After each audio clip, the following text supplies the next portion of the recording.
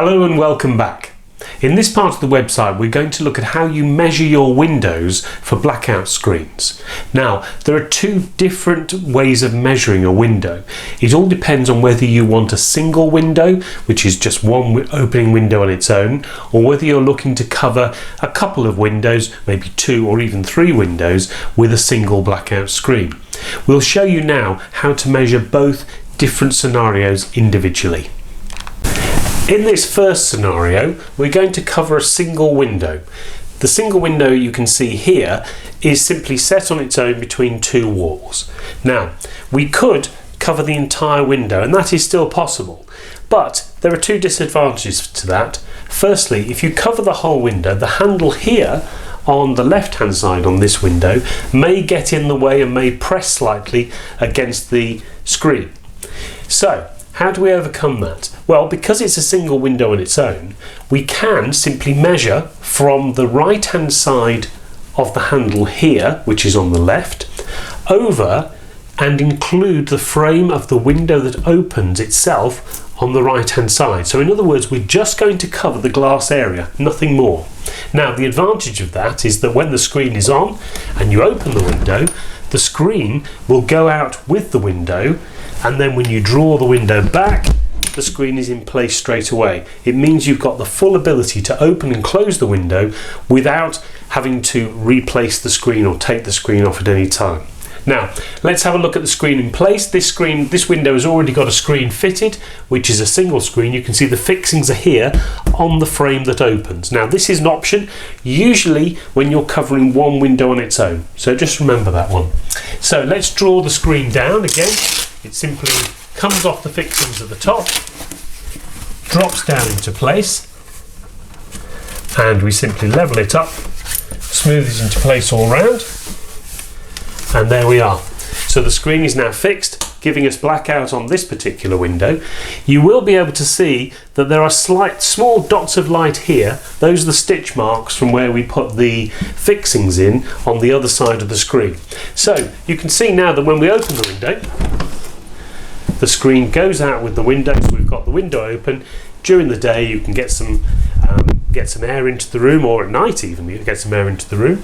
So during the day, if you want the screen in place, simply close the window and there you go, blackout straight away. So this is the scenario for small windows. Let's move on now to look at a double or triple window and see how that works with the same measuring. So here's the window that we want to cover. The fixings for the window are already in place on this particular window. They are self-adhesive and they go around the flat area of the frame on all 4 sides. You can see them possibly up here, and this side. They're also at the top behind the blinds here, and they're at the bottom. Now these fixings are normally white, and white would be the typical colour that we would supply. If you do want black fixings, we can do that, and there is an option to choose black fixings if, for instance, you had dark windows. That option is available in the order itself. Now here's the screen. You can see that on this screen there is a cord in the centre, and this cord attaches around the screen and helps support the centre of the screen when it's in place. Now interestingly, what you need to look at here is on the corners of the screen there are some fixings facing outwards, which means that the screen can be rolled up and attached to itself. So that's all detailed in another video on the website, which is about the screens themselves and how they work. So what I'll show you now is how the screen is put in place and how easy it is to pull down and to pull back up again. So fixings are in place. Let's take the screen and put it in place. It's always best to work from the top downwards, stretching right up to the top and attaching the screen across the top horizontal. Once that's in place, you can take down the cord and simply let the rest of the screen fall down into place. Hold it taut, get both sides fitted in place, and then finish off with the bottom edge.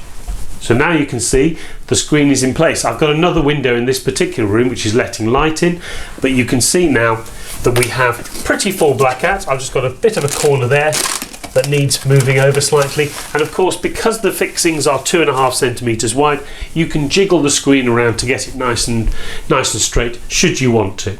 Now, the big difference with our screens is that during the daytime, or when you don't want blackout, you don't have to leave the screens in place. There's no folding of the material to get it into a place where the suckers will attach to the window. A lot of people leave the screens in place 24/7 because it's just too much hassle to undo it all and put it all back together. The easy thing with these screens, because they are made to measure, they fold straight up and are out of the way straight away. So let's have a look at, it's the morning, we want to take the screen up and we want to have some light into the room.